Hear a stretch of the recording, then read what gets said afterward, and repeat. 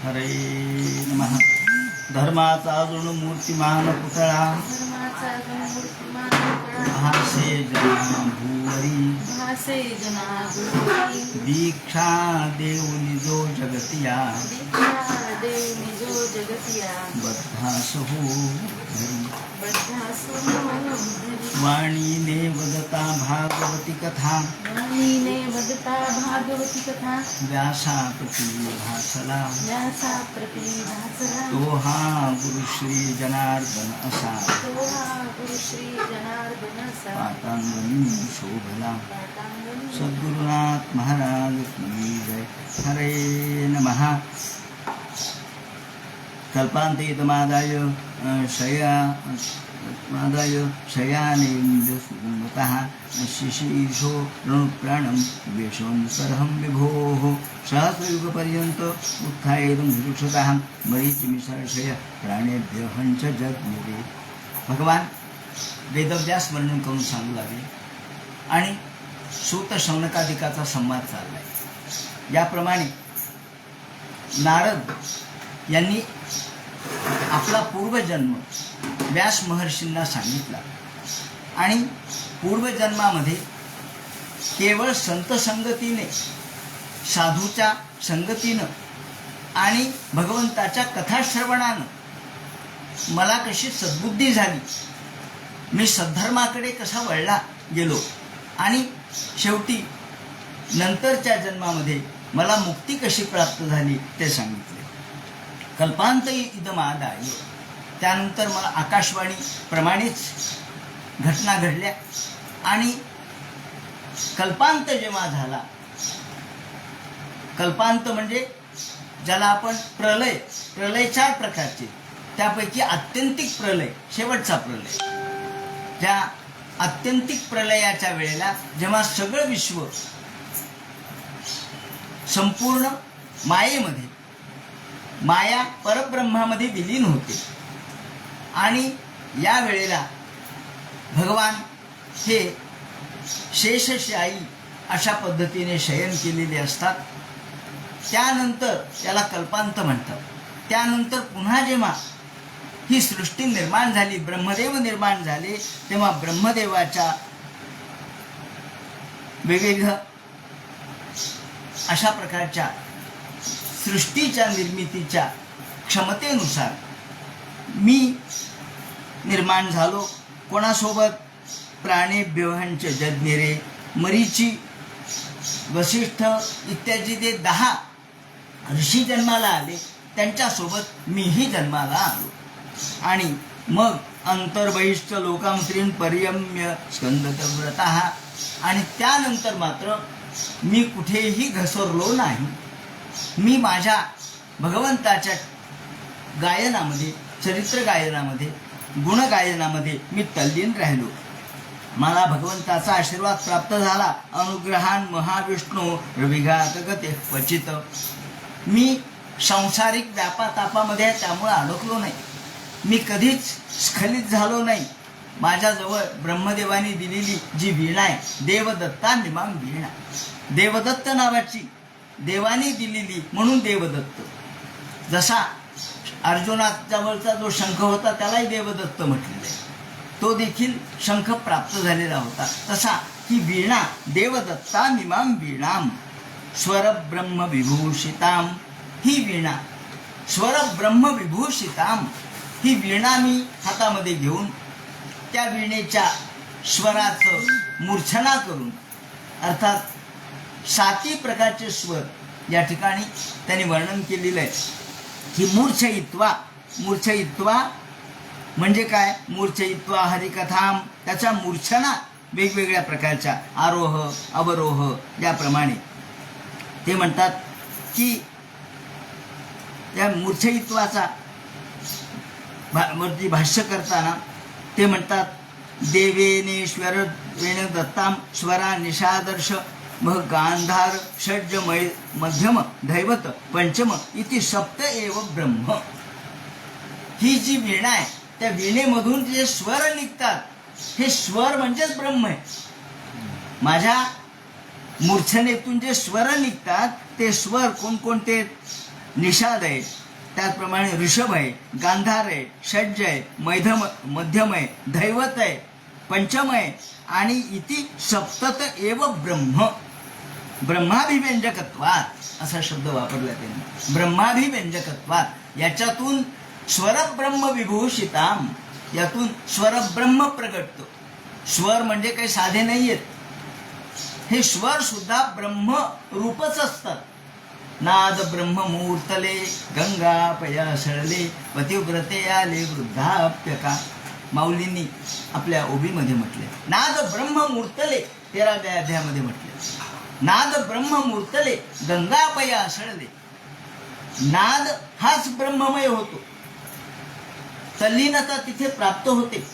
ही नाद ब्रह्माची जी मूर्छना आहे, त्यातून जे स्वर बाहेर पडतात, हे स्वर प्रत्यक्ष ब्रह्मस्वरूप असतात, ते ब्रह्मानंद स्वरूप असतात.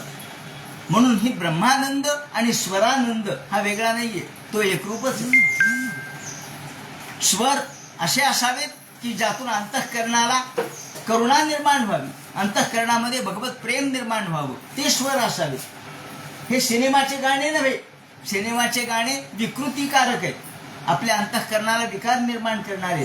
पण भगवंताच्या निमित्ताने जे गायन केलं जातं, म्हणून भजन गायन हे भगवंतासमोर का करायचं? जेव्हा आपण जी षोडशोपचार पूजा करतो तेव्हा त्यावेळेला आपण म्हणतो नृत्यम समर्पयामी, गीतम समर्पयामी. का हो गीतम?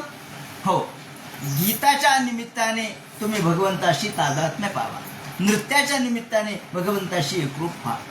नृत्य गीत हे सगळे शेवटी काय आहेत? भगवंताकडे जाणारे मार्ग आहेत.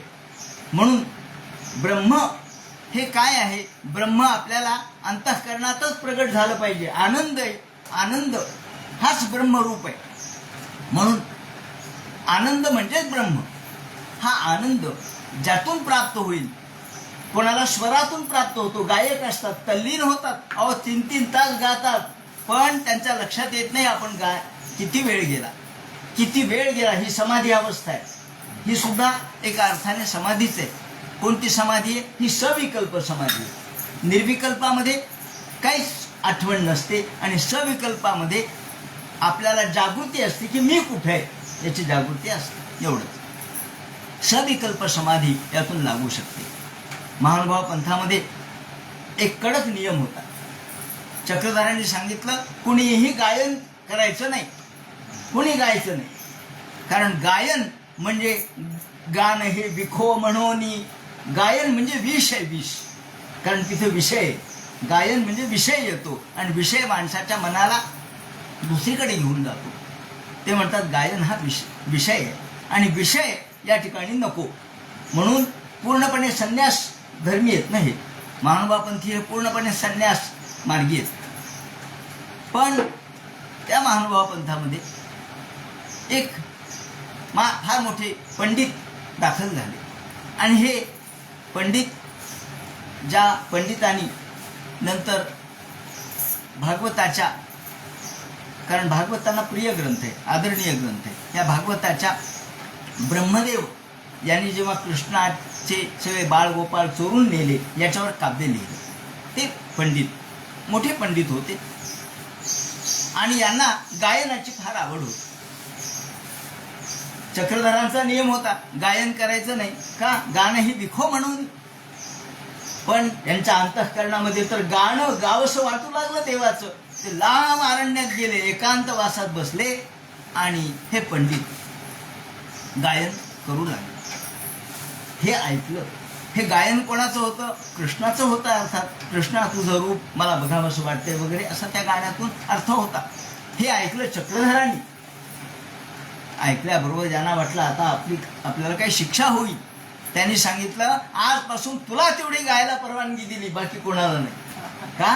तुझ्या गायनामध्ये तद्रूपता आहे, तुझ्या गायनामध्ये ब्रह्म प्रगट होतं. म्हणून गायन हे ब्रह्मरूप होऊ शकतं, पण तितक्या तोडीचा गायक पाहिजे. म्हणून आपल्याला नाद ब्रह्म मूर्तले गंगापया सळले, हे नाद ब्रह्म होता. म्हणून मूर्छयित्वा हरिकथाम गायमानश्चराम्यहम. आणि मग नारद म्हणतात की अशा पद्धतीने मी त्या मूर्छना करत करत वेगवेगळ्या प्रकारच्या आरोह अवरोह घेत घेत वेगवेगळ्या प्रकारच्या गांधार, ऋषभ, मध्यम, धैवत, पंचम इत्यादी स्वरांनी मी माझे हे गीत गात जातो आणि सगळ्या जगात फिरतो, मला कुठेही अडवणूक नाही. ब्रह्माभिव्यंजकत्वात तेन विभूषिताम स्वतः सिद्ध सप्तस्वरामित्यर्थः मूर्छयित्वा मूर्छनाला पवती कृत्वा. ह्या आलाप घेत घेत घेत मूर्छना घेत घेत घेत मी सर्वत्र फिरतो आणि मला त्यामुळं भगवंताच्या कथेमध्ये तल्लीनता प्राप्त होते. प्रगायत स्ववीर्याणी तीर्थपादप्रिय श्रवाः आणि स्वप्रयोजनमाह प्रगायती. आता प्रश्न विचारा नारदांना की तुम्ही का गाता हो, तुम्ही का गाता? ते म्हणतात स्वप्रयोजनमाह, मला आनंद मिळावा म्हणून मी गातो. हे पाहिजे. तुम्ही कशासाठी करता, लोकांसाठी करू नका. तुम्हाला ज्यात आनंद मिळतो ते करा, ते ब्रह्मस्वरूप होईल. म्हणून प्रगायत स्ववीर्याणी तीर्थपाद प्रिय श्रवाः स्वप्रयोजनमाह प्रगायती इति. आपण स्वतःच्या आत्मसमाधानासाठी जे जे करू ते ते ब्रह्मरूप होतं. म्हणून परप्रयोजनमाह एतद्धीती, दुसऱ्यासाठी काही करू नका. ते म्हणतात मात्रा विषयास्तेषां स्पर्शा भोगास्तेषां इच्छया. आता आहूत इव मे शीघ्रम प्रगातय स्ववीर्याणी तीर्थपदप्रिय श्रवाः आहूत इव मे शीघ्रम दर्शयन् ज्ञाते ते तसा. आणि एतद्ध्यातुर चित्तानां मात्रा स्पर्श छया मुहु. आणि मी गात गात गात जेव्हा भगवंताच्या कथा गातो, जेव्हा भगवंताच्या कथेमध्ये मी तल्लीन होतो, त्या स्वरामध्ये मी तल्लीन होतो, हे माझ्या आत्मानंदासाठी, इतरांसाठी मी गात नाही, माझ्या आत्मानंदासाठी. केवळ माझे मज कळले, माझे मज कळले, माझे मज कळले प्रेम सुख, या नामदेवांच्या उक्तीप्रमाणे माझं मला. पण जर यातून हे ऐकून जर कुणाला समाधान होत असेल तर त्यांच्यासाठी सुद्धा. म्हणून ते म्हणतात मात्रा विषयास्तेषां स्पर्शाभोगास्तेषां इच्छया आतुराणी चित्तानी. जे जे लोक आतुर आहेत, आतुर म्हणजे मग अनेक दुःखाने ग्रासलेले आतुर लोक, अनेक शोकग्रस्त आहेत, दुःखग्रस्त आहेत.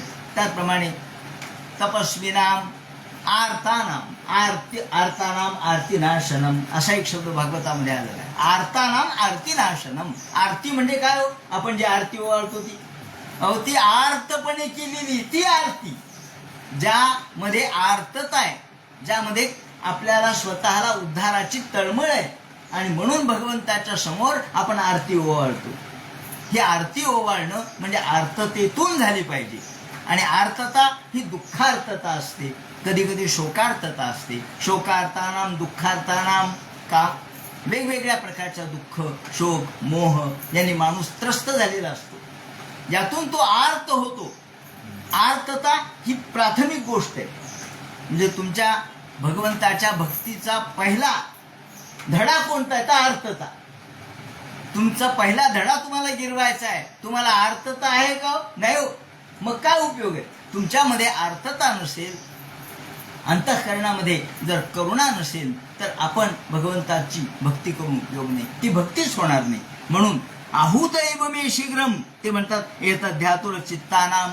जे लोक आर्त आहेत, या ठिकाणी जे भक्ताचे प्रकार सांगितले त्यामध्ये अर्थार्थी, अर्थ प्राप्त करून देणारे, ज्यांची इच्छा काम इच्छा पूर्ण करण्याची असते त्याला अर्थार्थी म्हणतात.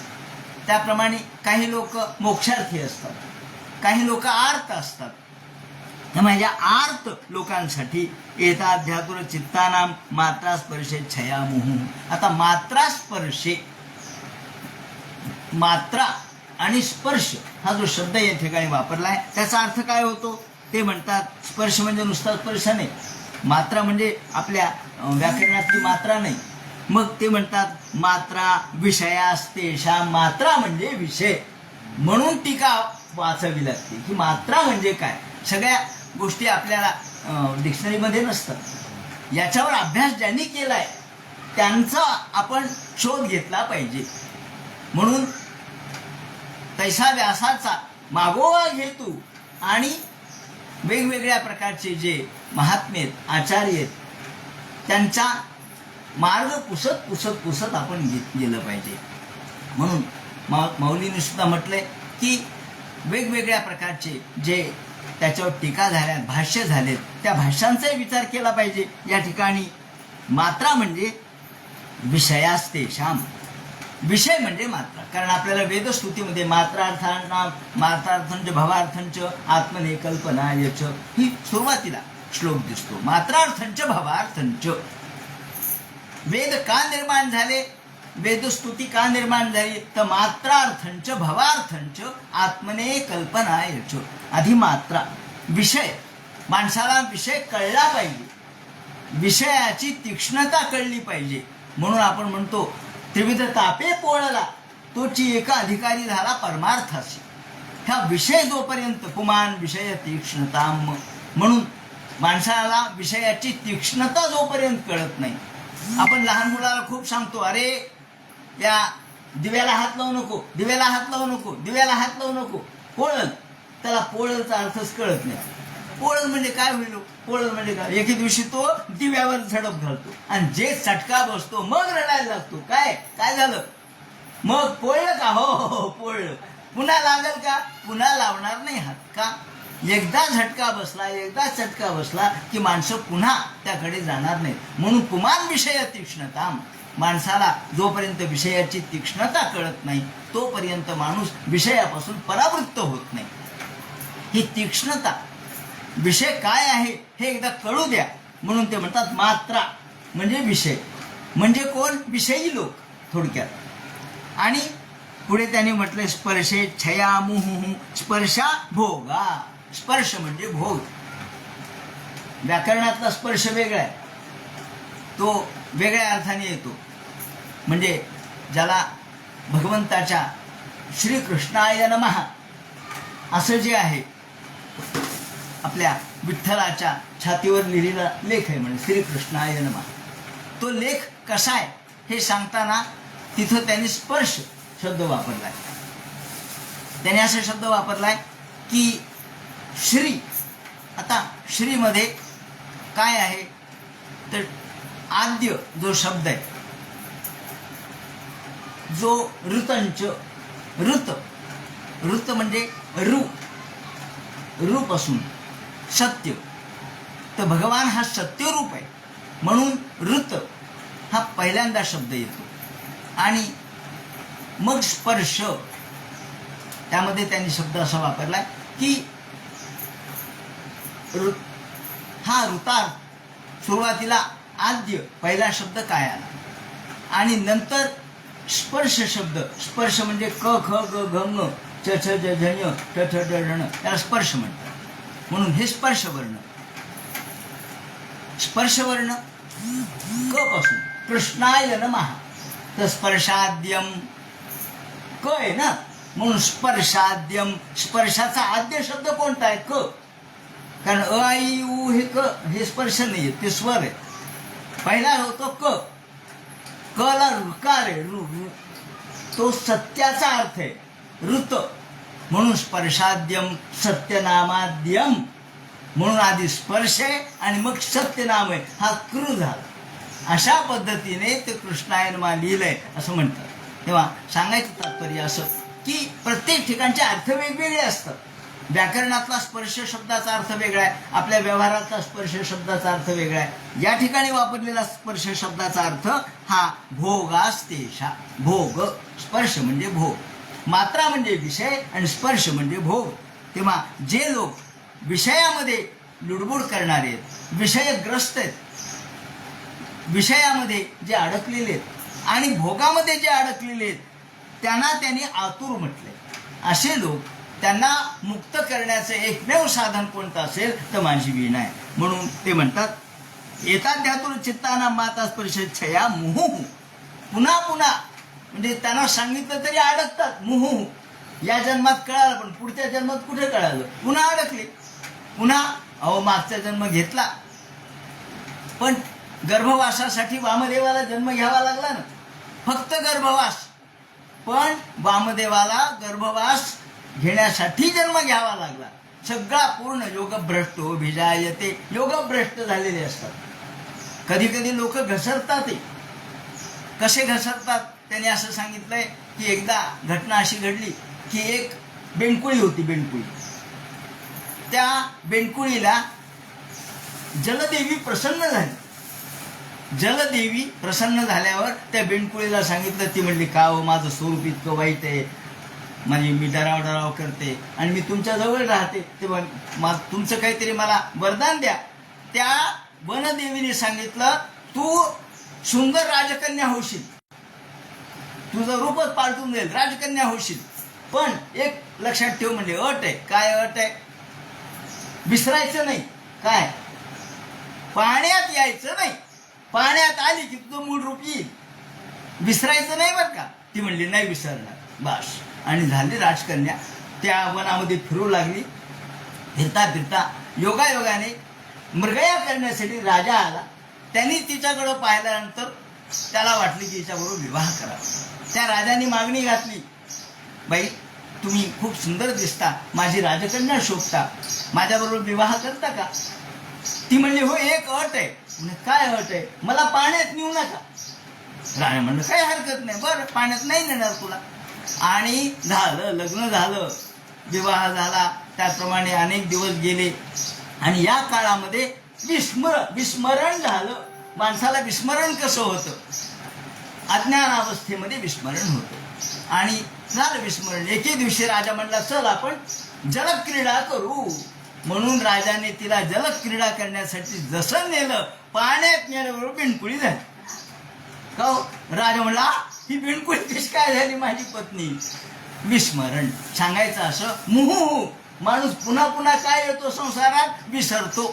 काय विसरतो? ज्ञान विसरतो. म्हणून योगभ्रष्टो भिजायते. योगापासून उंच चढलेला खाली घसरतो, असं वर्णन केलेलं आहे. तेव्हा हे सांख्यसूत्रामध्ये वर्णन केलेलं आहे. सांख्यसूत्र याला आधार आहे. तेव्हा ही सांख्यकारिकेमध्ये या संबंधीचं विवरण केले की माणूस अज्ञानाने किंवा विस्मृतीने कसा पूर्वपदावर येतो. किती वरती चढू द्या, पुन्हा तो खाली येतो. म्हणून पुन्हा पुन्हा माणसं अज्ञानावस्थेत येतात आणि विसरतात. असे मात्रा आणि स्पर्श विषयामध्ये तल्लीन झालेले आणि केवळ भोगलोलूप असलेल्या लोकांना तारण्यासाठी आता माझी ही वीण आहे. म्हणून आहूतैव मे शीघ्रम. आणि व्यास महर्षी त्यांना नारद म्हणतात, अहो व्यास महर्षी, तुम्हाला काय सांगावं, मी भगवंताचा इतका प्रिय भक्त आहे की ज्या क्षणी मी देवाचं नाव घेतो त्या क्षणी देव माझ्या समोर उभा असतो. आहूत इव मे शीघ्रम. मी आवाहन केलं. आपण सुपाऱ्याला आवाहन करतो. काय? आपण सुपाऱ्याला वरून आवाहाय आम्ही, कुठे येतो वरून? इंद्र आवाहाय आम्ही. इंद्र येत नाही, वरूनही येत नाही. सुपारी तेवढी दिसते. गणपतीला आवाहन करतो, गणानांत्वा गणपती म्हणून, पण गणपती तरी कुठे येतो? कारण आपल्यामध्ये ते सामर्थ्य नाही. पण नारद म्हणतात, आहूत इव मे शीघ्रम. आहूत म्हणजे बोलावल्याबरोबर भगवान माझ्या समोर उभा राहतो. दर्शनम याती चेतसा. मला ताबडतोब दर्शन देतो. यात माझा मोठेपणा नाही, माझा अहंकार नाही, तर भगवंत प्रेम किती आहे, भगवंताचं माझ्यावर प्रेम किती आहे, भगवंत मला किती जवळचं मानतात. आणि मी सुद्धा माझ्यासाठी आनंदाने हे गातो आणि यातून समाजाचंही कल्याण होतं. समाज कल्याण आणि आत्मकल्याण ह्या दोन्ही गोष्टी. बब सिंधू प्लवो दृष्टो हरिचर्यानुवर्णनम यमादिभिर्योगवते कामलोभतो मुहु. आणि यम, नियम, प्राणायाम, प्रत्याहार, ध्यान, धारणा यांनी जे साध्य होत नाही ते फक्त कथेने साध्य होतं. यमादिभिर्योगपथे कामलोभतो मुहु. काम, लोभ हे नष्ट होत नाही. तुम्ही प्रयत्न करा, पण त्यातून हे साध्य होत नाही. मुकुंद सेवया यद्वत् असं म्हटलं. जितकं मुकुंद सेवेतून साध्य होतं तितकं योग, याग, प्राणायाम, प्रत्याहार, ध्यान, धारणा याच्यातून साध्य होत नाही. कारण त्यातून कष्ट होतील पण साध्यता फार कमी आहे. पण इथे मात्र मुकुंद सेवया यद्वत् तथात्माध्वान शाम्यती. जितकं भगवंताच्या सेवेने आपल्याला लवकर फळ प्राप्त होतं तितकं योग समाधीने प्राप्त होत नाही. म्हणून योग याग विधी येणे नव्हे सिद्धी माऊली सांगतात त्यांच्या काव्यामध्ये. अर्थात त्यांच्या सहजतेने माऊलीने हे वर्णन केलेले आहे. त्यामुळं सर्वंत प्रमादा ख्यातम निस्पृष्टोम त्वयानघ जन्म कर्म रहस्य मे भवताश्चात्मतोषणम. आणि म्हणून हे व्यास महर्षी, तुम्हाला मी माझं जन्मकर्म सांगितला, त्याच्या मागचं कारण सांगितलं, आणि भगवंताच्या सेवेचा साक्षात्कार फळ काय होतं, साक्षात आत्मान साम्यती. आत्मा माणसाचा जर त्याला शांतता मिळायची असेल तर भगवत सेवेशिवाय दुसरा उपाय नाही. ते म्हणतात यद मुकुंद सेवयात हा साक्षात आत्मान साम्यती कथम चिन मुकुंद सेवा मात्रेन साम्यती किम पुनस्तद गुणवर्णन नेती भावा. आणि मग एवढं जर सहज माणसाला मिळत असेल तर माणसं देवाची सेवा का बरं करणार नाहीत, देवाची भगवंताची आराधना का करणार नाहीत, त्यांचे गुण का बरं गाणार नाहीत. भवतो मन परितोषकम चाख्यातम आमंत्र्य अनुज्ञाप्य या दृष्टिक स्वप्रयोजन संकल्पशून्य हा. संकल्पशून्य हा, माझ्या मनात काहीही इच्छा नसतात, माझ्या मनात काहीही कशाचीच इच्छा नाही, निरीच्छ भावनेने मी भगवंताचं आराधन करतो, सेवा करतो, हरिकथा गातो. हरिकथा गायक नारदा भाग्यम श्लाघ्यते अहो इति मान. ते म्हणतात अशा पद्धतीने या ठिकाणी भागवत या ग्रंथाच्या मध्ये व्यास महर्षींना जन्म कर्म त्याचं रहस्य सांगितलं. आणि हे सांगितल्यानंतर व्यास महर्षी म्हणू लागले, खरोखर हे देवर्षी आपण धन्य आहात. अहो देवर्षी धन्योयम यत्कीर्ती सांगधन्वनाः. खरोखर हे देवर्षी आपण धन्य आहात की तुम्ही ज्या भगवंताची या ठिकाणी सेवा करता, अंतःकरणपूर्वक कथा गाता आणि तल्लीन होता. गायन माद्य निदम तंत्र्या रमयत्या तुरं जगत. जगाच्या कल्याणार्थ, जगाच्या कल्याणात संताच्या विभूती देह कष्टभीती परोपकारे. संत तुकाराम महाराज म्हणतात त्याप्रमाणे तुम्ही आत्मकल्याणार्थ आणि जगत कल्याणार्थ हे करता. सताम विभूतया, जगाच्या कल्याणासाठीच या ठिकाणी संत निर्माण होत असतात. संतां आपण जेव्हा विचार करतो संत का जन्माला आले, काय त्यांचं कर्म होतं, काय जन्माला यायचं नाही. ज्ञानेश्वर महाराजांचं काय पूर्वकर्म होतं नाही. तुमच्या कल्याणासाठी त्यांनी जन्म घेतलाय. त्यांना स्वतःचं कर्म नसतं. भगवंत सांगतात आता जा कार्य करा, माझ्या आदेशाने कार्य करा. याप्रमाणे ते म्हणतात या संतांच्या सहवासाने काय एक होणार नाही. रमयात त्या तुरं जगत. जग रममान करण्याचं सामर्थ्य, जगाला मुक्त करण्याचं सामर्थ्य संतांच्या मध्ये. गायन माद्यन निदम तंत्र्या, इथं तंत्र्या शब्द वापरलाय म्हणजे तंत्र मार्ग जो नारदाने सांगितला. काल आपण चर्चा केली, नारद पांचरात्र तंत्र हे त्यांनी सांगितलंय. हे तंत्र म्हणजे तंत्रोपदेश त्यांनी जो केला आपल्या अनेक ग्रंथांमधून, जसं भक्तिसूत्र विवरण केलंय तसंच पंचरात्र सांगितलंय, ज्यामध्ये त्यांनी 5 पद्धतीने कशी सेवा करायची ते सांगितलंय. आणि असे नारद आपल्या केवळ भगवंताच्या अनुगायनाने आणि त्यांच्या तंत्र निवेदनाने सगळ्या जगाला त्याचा उद्धार करणारे आहेत. इति श्री भागवते महापुराणे प्रथमस्कंधे नारद संवादे 6ठोऽध्याय. आता पहिल्या स्कंधातला 6वा अध्याय संपलेला आहे. आता शौनक उवाच. मग शौनकाने प्रश्न विचारला, महाराज श्रोते कसे असावेत, पुन्हा पुन्हा ऐकण्याची इच्छा करणारे श्रोते शौनक आहेत. शौनक म्हणतात नारद गेल्यानंतर पुढे काय घडलं ते आम्हाला सांगा. निर्गते नारदे सूत भगवान बादरायणः.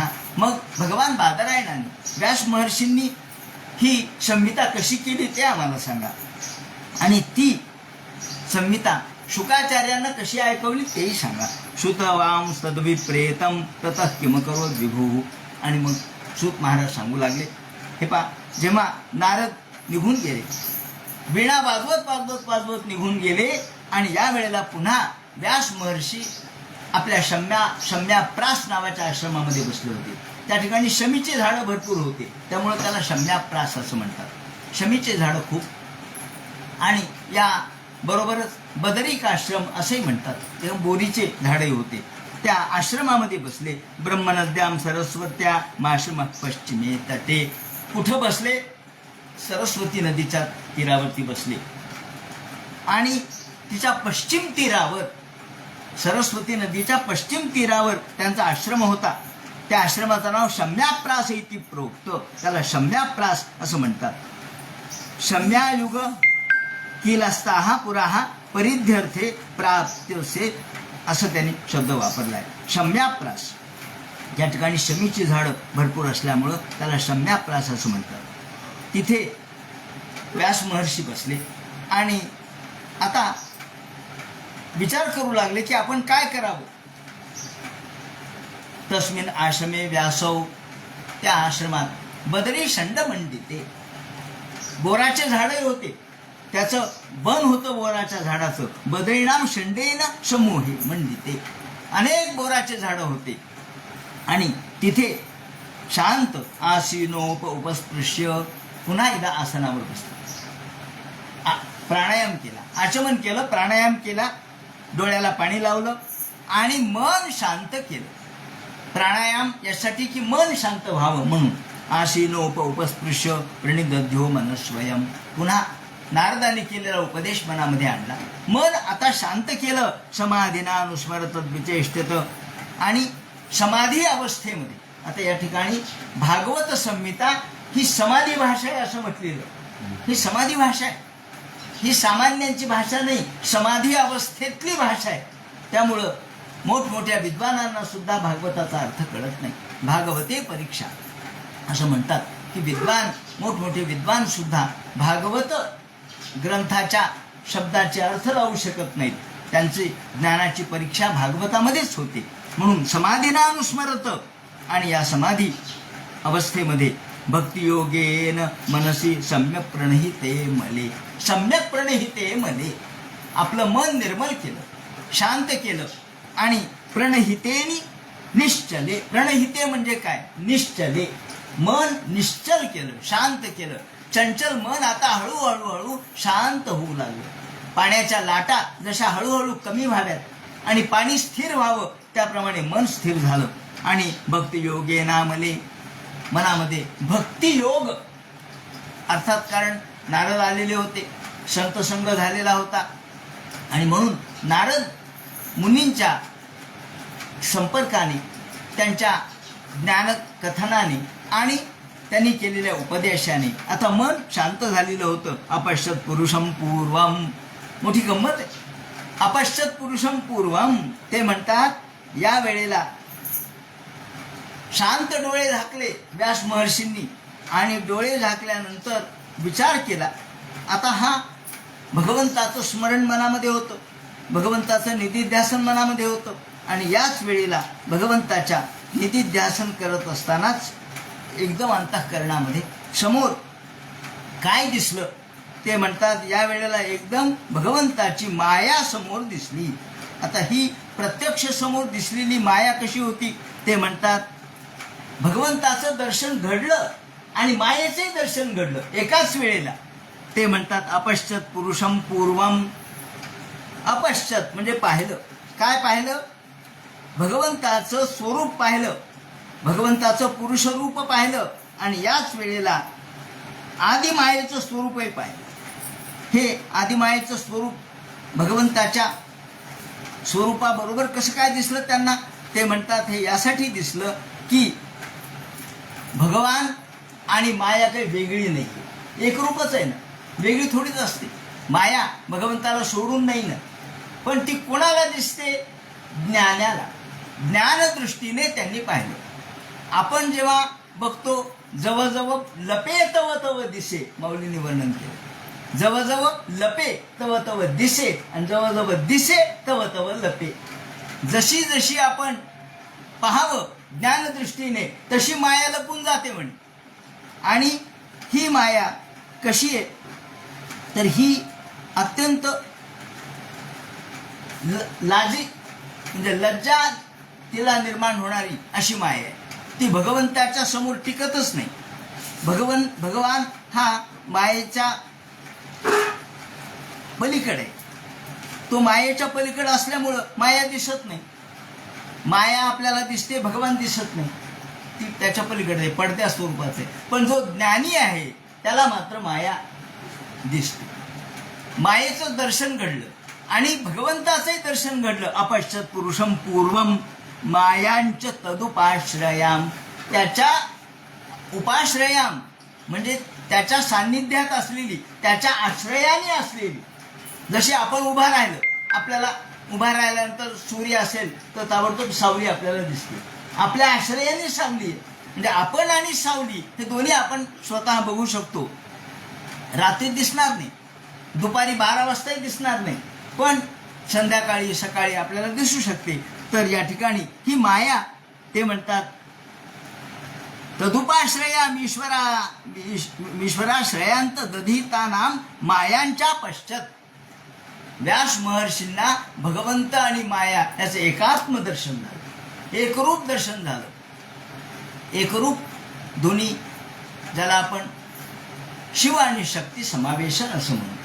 शिवशक्ती समावेशन. शिव आणि शक्ती काही वेगळे नाही, एकच आहे. ते आपल्याला वेगळे आहेत असं वाटतं, पण शिव आणि शक्ती हे वेगळे असू शकत नाही. शक्ती शिवाशिवाय राहत नाही आणि शिव हा शक्तीचंच आविष्कृत रूप आहे.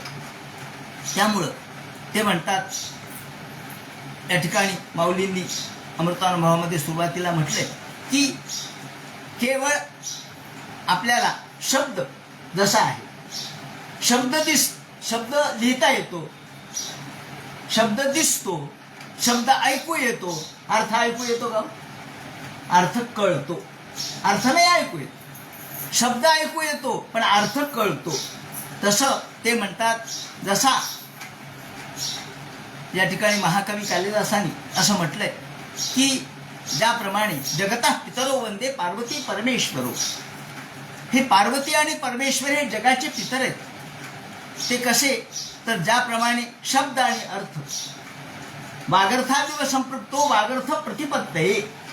वाग आणि अर्थ हे दिसायला वेगळे पण असायला एकच आहे. शब्द लिहिला, काय लिहिलं हो तुम्ही? शब्द लिहिला. अर्थ लिहिला का? नाही. मग तुम्ही कशाहून म्हटलं हा अर्थ आहे म्हणून? अहो, अर्थ त्याच्यातच आहे, शब्दातच अर्थ आहे आणि तो निरर्थक शब्द असू शकत नाही. म्हणून शब्दार्थ, शब्द पुसला पण अर्थ गेला नाही. शब्द पुसला पण अर्थ गेला का? नाही गेला. शब्द दिसला, शब्द ऐकू आला पण अर्थ ऐकू आला नाही. अर्थ मनात उत्पन्न झाला आणि हा अर्थ जेव्हा उत्पन्न होतो आपल्या अंतःकरणामध्ये, एक शब्द उच्चारला की अनेक अर्थाचे तरंग निर्माण होत असतात. जो ज्या गोष्टीतला आहे, समजा आता संध्याकाळ झाली असा शब्द उच्चारला की एखादा गवळी आहे, अरे चला धार काढायची राहिली, त्याच्या डोक्यात काय येतं? धार काढायची राहिली. संध्याकाळ झाली. संध्याकाळ झाली म्हटल्यावर ब्राह्मण म्हणतो, अरे चला संध्या राहिली आपली, चला संध्याकाळी. संध्याकाळ झाली एवढा उच्चार झाल्याबरोबर कुणी म्हणतं चला आपलं दररोजचा पाठ आहे गीतेचा, संध्याकाळी असतो, चला. प्रत्येकाला अर्थ वेगळा वाटला की नाही? शब्द एकच आहे पण अर्थ प्रत्येकाचा भिन्न आहे. का? त्याच्या त्याच्या संदर्भानुसार अर्थ भिन्न असतो. म्हणून ते म्हणतात शब्द आणि अर्थ. शब्दार्थ वागर्थादिव संपृक्तो वागर्थ प्रतिपत्ते जगतः पितरो वंदे पार्वती परमेश्वरो. पार्वती परमेश्वरो, पार्वती प रमेश्वरो असाही अर्थ होतो. पार्वती प म्हणजे पार्वतीचा पती आणि रमेश्वरो म्हणजे लक्ष्मीचा पती, म्हणजे विष्णू आणि महादेव हाही अर्थ होतो आणि पार्वती परमेश्वर असाही अर्थ होतो. हे शब्दातली गंमत आहे. म्हणून ही अशा पद्धतीने रघुवंशामध्ये कालिदास सांगतात. त्या दृष्टीने हे म्हणतात की भगवंत एकाच वेळेला दिसला, शब्द आणि अर्थ एकाच वेळेला प्रगटला. शब्दार्थ वागर्थ हा एकदम प्रगटला आणि म्हणून ते म्हणतात ही जी माया आहे ती भगवंताची एकाच वेळेला दिसली. तर दुपाश्रयी मीश्वरस्या. आता जो अर्थ आहे तो शब्द हा अर्थाश्रयी आहे. त्यामुळं ही माया कशी दिसली? ते म्हणतात ही माया जगाला मोहन करणारी माया. त्रिगुणत्वाभिमानकृतमर्थंच कर्तृत्वादिकं प्राप्नोति अनर्थमुपशमयति धोक्षजे साक्षात भक्तियोगस्तमच्या पश्चात. ही माया कशी दिसली? त्रिगुणाने. त्रिगुणात्मक असलेली माया, ही माया कशी आहे या ठिकाणी वर्णन केलेलं आहे की ही नृत्य करते म्हणे. आपल्याला 3ऱ्या स्कंदामध्ये बघायचंच आहे कपिल महामुनीच्या आख्यानात. ही माया नृत्य करते, ती नर्तन करते. आणि नृत्यंते तव वीक्षणांगणगतः काल स्वभावादिभिर, काल, स्वभाव, जीव हे सगळे तिच्या सोबत असतात आणि याच्या सोबत ती नृत्य करते. हे नर्तन का करते तर पुरुषाला मुक्त करण्यासाठी नृत्य करते, नर्तन करते. पुरुषस्य तथात्मान प्रकाश विनिवर्तते प्रकृती असं म्हटलंय. आणि या मायेचा मूळ स्वभाव काय, ती लज्जायमान होणारी. संत दासोपंत म्हणतात, माया झाली लज्जायमान काय करू. माया झाली लज्जायमान. माया लज्जायमान कधी होते ते म्हणतात, कुलवधूचा दृष्टांत दिलेला आहे सांख्य तारीखिकारांनी, कपिलाचार्यांनी. त्यांनी कुलवधूचा दृष्टांत दिलाय. ते म्हणतात, कुलवधू, वाचस्पती मिश्रांनी जेव्हा याच्यावरती भाष्य केलं तेव्हा वाचस्पती मिश्र यांनी कुलवधूचा दृष्टांत दिलाय. ते म्हणतात, कुलवधूच्या प्रमाणे, कुलवधू जुन्या काळातली बरं का, ती डोक्यावरून पदर असलेली ही कुलवधू डोक्यावरून पदर घेऊन हळूच डोकावते. बाहेर माणसं बसलेली असतात, पतिराज बसलेले असतात, त्यांच्याकडे ते कोणी आलेलं असतं. ते गेले का नाही, उठले का नाही, जेवायला वाढायचंय म्हणून ही काय करते, डोक्यावरून पदर घेऊन हळूच डोकावते आणि पतीनं पाहिल्याबरोबर पटकन आतमध्ये पळते. अरे, पतीची दृष्टादृष्ट झाली, तिच्या मनामध्ये लज्जा निर्माण होते आणि म्हणून ती ताबडतोब बाजूला जाते. या दृष्टास्मी ती पुनर्न दर्शनमुपैती पुरुषस्य, पुन्हा ती समोर येत नाही पुरुषाच्या, लाजते. म्हणून माया प्रगट, आधी पुरुषाचं दर्शन झालं म्हणजे भगवंताचं दर्शन झालं तर माया दिसत नाही का, ती लाजते. हो, ती कशी समोर येईल. म्हणून ती जवळ दिसे तव तव लपे, आणि जवळ लपे तव तव दिसे असं म्हटलेलं आहे.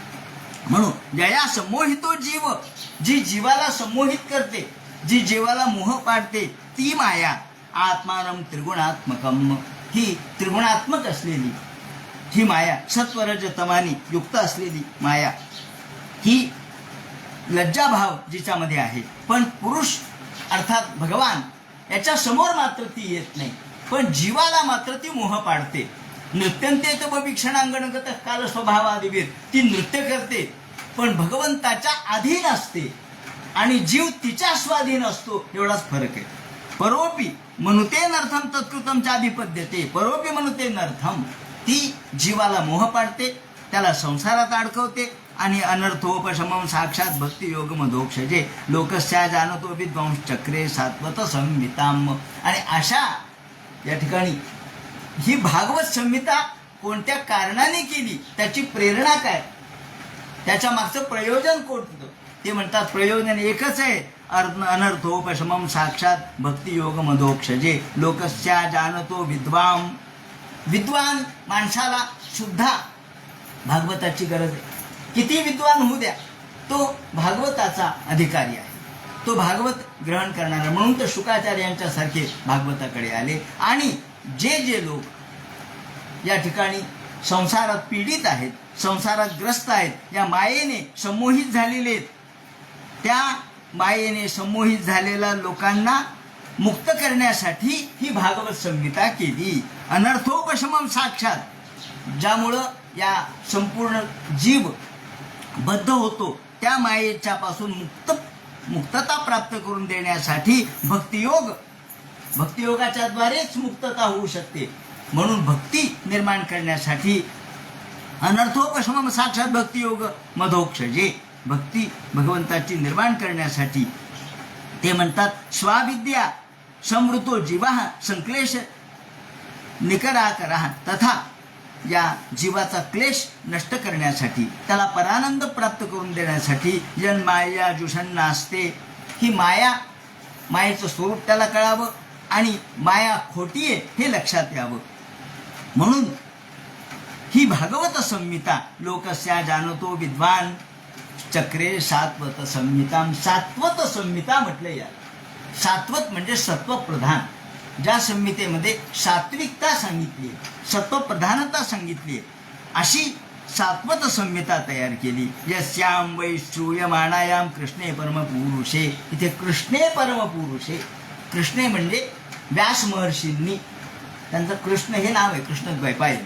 म्हणून ही सात्विक संहिता, ही सत्वप्रधान भागवत संहिता भक्ती निर्माण करण्यासाठी, भक्ती उत्पद्यते पुंसाः, माणसाला भक्ती निर्माण व्हावी, माणसाच्या अंतःकरणात भक्तियोग निर्माण व्हावा आणि शोक मोह भयापहा. शोक मोह आणि भय, भय कशाचं? मृत्यूचं. भय अनेक प्रकारचे, राजभय, चोर भय, मृत्यू भय, सगळ्या प्रकारचे भयग्रस्तच आहे माणूस. सगळ्या गोष्टीने तो भयत्रस्त झालेला आहे. त्याला चोराचं भय, राजाचं भय, त्याला मृत्यूचं भय आहे आणि या सगळ्या भयाने तो त्रस्त झालेला आहे. देवकी जेव्हा गोपालकृष्णाला जन्मल्यानंतर प्रार्थना करते तेव्हा ती हेच म्हणते की कृष्णा, या भयातून मला मुक्त कर, तू अभय देणार आहेस. या भयातून माणूस मुक्त होऊ शकत नाही. ज्याप्रमाणे एखादा सर्प माणसाच्या मागे लागावा किंवा सर्प मागे लागला काय, किंवा सर्पाचं भय ज्याला आपण भेपान म्हणतो, ते लागल्यानंतर माणूस जसा मरणासन्न होतो, तो मरू लागतो, त्याप्रमाणे हा काळरूपी सर्प माणसाच्या मागे लागलेला आहे.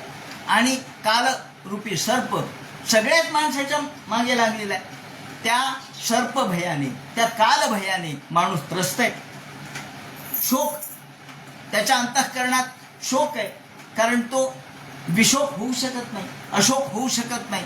शोक म्हणजे दुःख, कुठल्याही गोष्टीचा वियोग झाला की शोक होतो. मग या वियोगातून शोक निर्माण होतो. मोह, या सगळ्या गोष्टीच्या खोट्या गोष्टीच्या मध्ये तो अडकतो. हा मोह आहे. हा मोह, अंधता मिश्र, त्याचप्रमाणे मोह, माया, या सगळ्या बंधनात तो अडकतो. पंच कंचुकामध्ये अडकतो. हे पंच ज्या गोष्टी आहेत, ज्या 5 त्यांनी सांगितल्यात, अस्मिता आहे, त्याचप्रमाणे मोह आहे, या सगळ्या गोष्टीमध्ये माणूस जो अडकतो, तो कसा अडकतो ते म्हणतात पंचविपर्यय त्याच्यामध्ये. पंचविपर्यय कोणते? मिथ्या ज्ञान, खोटं ज्ञान, हा विपर्यय. त्यानंतर अविद्या, नित्य वस्तूला अनित्य वस्तूला नित्य समजणे ही अविद्या. दुःखरूप असलेला संसार सुखरूप मानणे ही अविद्या. इंगळ आहे, तुकाराम महाराजांनी इंगळ शब्द वापरलाय. हा संसार म्हणजे इंगळ आहे, सगळ्या ठिकाणी दुःखच आहे. अस्मिता म्हणजे दृक्शक्ती, जी अचेतन आहे, जी प्रकृती आहे, आणि दर्शन शक्ती म्हणजे सचेतन पुरुष आहे. या दोघांना एक मानणे, अचेतनाला सचेतन मानणे. म्हणजे आपण बुद्धीवर आरोप करतो आत्म्याचा, वास्तविक हे सगळं आत्मा चालवतो, पण आपण आत्म्याचा आरोप बुद्धीवर करतो. म्हणजे आत्म्याचा आरोप अनात्म्यावर करतो आणि अनात्म्याचा आरोप आत्म्यावर करतो. या ठिकाणी राग म्हणजे सुखाच्या प्रीतीची ओढ, तृष्णा हे त्याचं स्वरूप आहे, महामोह त्याला म्हणतात. द्वेष म्हणजे क्रूरता, अधमत्व, दुःखाच्या प्रतीतीचा त्याग करण्याची वृत्ती म्हणजे तामिश्र, आणि अभिनिवेश म्हणजे द्वेषमूलकता त्याच्यामध्ये आहे. त्याहून तीव्र त्याला अंधतामिश्र असं म्हणतात. हे पंचविपर्यय म्हणतात याला. हे पंचविपर्यय अविद्या, अस्मिता, राग, द्वेष आणि अभिनिवेश, यातून माणसाची सुटका काही होत नाही. आणि ही होण्यासाठी ते म्हणतात चक्रे सात्वत संहिता. ही सात्वत संहिता व्यास महर्षींनी निर्माण केली. भक्ती उत्पद्यते पुंसा शोक मोहभयापहा ससंहितां भागवतीं कृत्वानुक्रम्य चात्मजन्म. आणि ही निर्माण तर केली, पण पहिल्यांदा कुणाला शिकवली? शुकाचार्यांना शिकवली. बरं, निर्माण केली आणि तशी शिकवली नाही, त्यावर संस्कार केले. पहा किती साधी साधी गोष्ट आहे. आपण एखादं लिहिलं की लगेच टाकून देत नाही, वाचतो आधी, काही दुरुस्त्या करतो, नाही हा शब्द बरोबर, हा शब्द बरोबर आहे, म्हणजे पुन्हा एकदा पुनर्निरीक्षण करतो. व्यास महर्षींनी ही सात्वत संहिता केली. ससंहितां भागवतीं कृत्वा अनुक्रम्य, अनुक्रम्य शब्द वापरलाय आणि अनुक्रम्य शोधयित्वा असा अर्थ भागवतकारांनी, टीकाकारांनी दिलाय. अनुक्रम्य म्हणजे काय? तर शोधयित्वा म्हणजे नुसती संहिता केली नाही, त्याचं पुन्हा एकदा संशोधन केलं. हे बरोबर आहे का? मी वापरलेला शब्द योग्य आहे का, अयोग्य आहे, हे सगळे त्यांनी वापरले. आणि म्हणून शोधयित्वा शब्द वापरलाय. आणि हे याच्यासाठी की विद्वांसमपि कर्षति हा शब्द त्यांनी वापरला. आता खरं म्हणजे सगळी संहिता वापरली, त्याचा अभ्यास केला, ती पुन्हा शोधली आणि मग जैमिनी त्यांचे शिष्य होते. ते म्हणजे व्यास महर्षी, मी तुमचा शिष्य आहे, तुमची चूक काढण्याचा मला अधिकार नाही, पण तुम्ही जे लिहिले विद्वांसमपि कर्षति हे जरा चूक आहे. मला असं वाटतं विद्वांसम नापि कर्षति असं म्हणायला पाहिजे. ते म्हणले नाही, मी लिहिलेलं बरोबर आहे, मी लिहिलेलं बरोबर आहे, कारण मी पुन्हा एकदा वाचलं, पुन्हा तपासलं. ते म्हणले नाही, पण मला वाटतं. बरं ठीक आहे म्हणजे तुला वाटतं तर. एके दिवशी व्यास महर्षींनी यांची परीक्षा घ्यायची ठरवली आणि व्यास महर्षी तिथून बाजूला गेल्यासारखं दाखवलं आणि इकडे जैमिनी हे बसलेले. एवढ्यात संध्याकाळ झाली, पाऊस सुरू झाला. मंदम मंदम जलधरम, थोडा थोडा थोडा पाऊस चालू झाला आणि याच वेळेला किंचित संध्याकाळची वेळ, सगळीकडे फुलं फुललेले बगीचात आणि तेवढ्यात एक सुंदर स्त्री बगीच्यामध्ये फुलं काढताना दिसू लागली. इथे जैमिनी बसले होते. जैमिनीने पाहिला, रे कोण मुलगी दिसायली. हळूच तिच्या जवळ गेले. म्हणजे बाईसाहेब तुम्ही या वेळेला काय करता? ती म्हणे फुलं मी घेते, यातले थोडेफार फुलं घेते. ते म्हणे कशाला? म्हणजे माझ्या वेणीला घालायला. हा म्हणजे तुम्ही अविवाहित आहात का? म्हणे हो. माझ्याबरोबर विवाह कराल का? तिने विचार केला, म्हणले हो करते, पण माझे एक अट आहे. म्हणजे काय? म्हणजे हा जो आश्रम आहे त्या आश्रमाच्या भोवती 3 प्रदक्षिणा. तेवढ्या मारू. तसं नाही म्हणले, तुम्ही व्हायचं घोडा आणि मी तुमच्यावरती बसेल आणि 3 प्रदक्षिणा आपण मारू. एवढी अट मान्य असेल तर मी तुमच्यावर आत्ता विवाह करायला तयार आहे. ही बाळ फुलाची करते आणि तुम्हाला घालते. तो एवढा उत्सुक झाला जैमिनी. त्याला वाटलं आता इथं आजूबाजूला कुणी नाही, संध्याकाळची वेळ आहे, पाऊस पडायला आहे, आपण 3 प्रदक्षिणा मारेपर्यंत काय कोणाला दिसणार आहे. म्हणून तो तयार झाला आणि जैमिनी खाली वाकला घोडा म्हणून, त्याच्यावर ही मुलगी बसली. 1 प्रदक्षिणा झाली, 2री प्रदक्षिणा आश्रमाभोवती झाली, 3री प्रदक्षिणा झाली, खाली उतरणार एवढ्यात व्यास महर्षीने आपलं रूप प्रगट केलं. हा म्हणले गुरु महाराज आपण. म्हणजे का हो, विद्वांसमपि कर्षति का विद्वांस नापि कर्षति? हो म्हणले चुकलं माझं, क्षमा करा मला. विद्वांसमपि, किती विद्वान असला तरी तो मात्रा आणि स्पर्श यांच्यामुळं, मात्रा आणि स्पर्श याच्यामध्ये तो फसतो, मोहमायेमध्ये फसतो. माया सगळ्यांना फसवते. अशा मायेपासून वाचवण्यासाठी भागवत केलंय. अशा मायेच्या मोहाच्या या गोष्टीतून वाचवण्यासाठी ते म्हणतात ससंहितां भागवतीं कृत्वा अनुक्रम्य चात्मजम. अनुक्रम्य चात्मजम ती संशोधित केली आणि मग आपल्या मुलाला ती शिकवली. ते म्हणतात अनुक्रम्य शोधयित्वा कस्यवा हे तो बृहती वितताम. आणि ही जी संहिता केली बृहती वितताम, मोठी, ती आधी छोटी होती. म्हणजे भागवत आधी चतुश्लोकी भागवत, नंतर ते वाढत वाढत वाढत गेलेलं दिसतं. याप्रमाणे सुतोवाच आत्मारामाश्च मनुयो निर्गंध अप्यरुक्रमे कुर्वन्ते हेतुकिं भक्ती मिथ्थम भूत गुणो हरिहि. ही भागवत संहिता ज्या शुकाचार्य महाराजांना यांनी शिकवली, अध्यापयाम असं म्हटलंय, शिकवली म्हणजे नुसती ऐकवली नाही, भागवत पाठ करून घेतलं, शिकवलं. प्रत्येक शब्द न शब्द त्याने आत्मसात केला. आणि मग सूत म्हणतात, अहो सूतानी सांगितलं शौनकादिकांना, शुकाचार्यांना ती शिकवली. कारण शुकाचार्य हे एकमेव निवृत्ती निरत होते. प्रवृत्ती बाकी सगळ्यांना व्यास महर्षींनी प्रवृत्ती सांगितली. जैमिनी वगैरे जे होते, बाष्कल, या सर्वांना त्यांनी प्रवृत्ती धर्म सांगितला आणि निवृत्ती धर्म फक्त शुकाचार्यांना सांगितला. ते म्हणतात शुकाचार्य आत्मारामाश्च मनुयो निर्ग्रंथ अप्यरुक्रमे निर्ग्रंथ. ही शुकाचार्यांना जी संहिता सांगितली, वास्तविक शुकाचार्य महाराज हे कसे होते? आत्मारामाश्च मनुयो, आत्माराम होते, स्वतःमध्ये तल्लीन होते.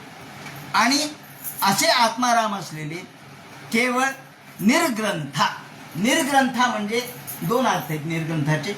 एक अर्थ असा आहे की आता कोणताही ग्रंथ अभ्यासायची गरज नाही. आता आपण सगळं अभ्यासलं. समजा लहान मुलं आहेत, 5वीचं पुस्तक घेऊन आले, बाबा तुम्ही वाचलं का हे? अरे मी सगळं वाचलं बाबा, हे किरकोळ पुस्तक आहे, आता मला वाचायची गरज नाही. ते मग मला ती गोष्ट सांगा ना, आपण पाहतो, सांगतो. मग तुम्ही वाचली नाही का? वाचली, आधीच वाचली. तसं निर्ग्रंथ आता सगळं वाचन झालं. म्हणून संन्यास धर्म जो आहे, संन्यासामध्ये कोणाशी चर्चा करायची नसते, कोणाशी बोलायचं नसतं, काही वाचायचं नसतं. संन्यास घेईपर्यंत सगळं वाचन करा. संन्यास एकदा घेतल्यावर काही वाचायचं नाही, नवीन काही शिकायचं नाही. का? निर्ग्रंथ.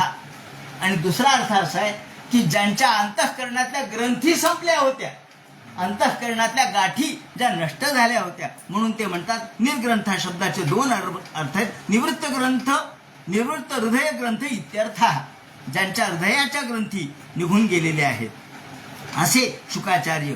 आणि मुक्तावस्थेमध्ये फिरणारे इत्थंभूत गुणो हरिही, ज्यांच्यामध्ये भगवंताचे गुण ठासून भरलेले आहेत, इत्थंभूत भरलेले आहेत असे.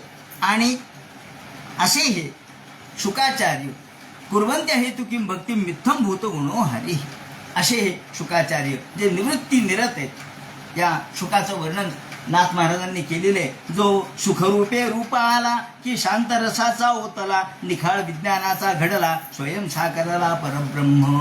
हा स्वर परब्रह्म साकारला. त्याच्या देहाची पाहता शोभ, ब्रह्मज्ञानी निघाले कोंभ.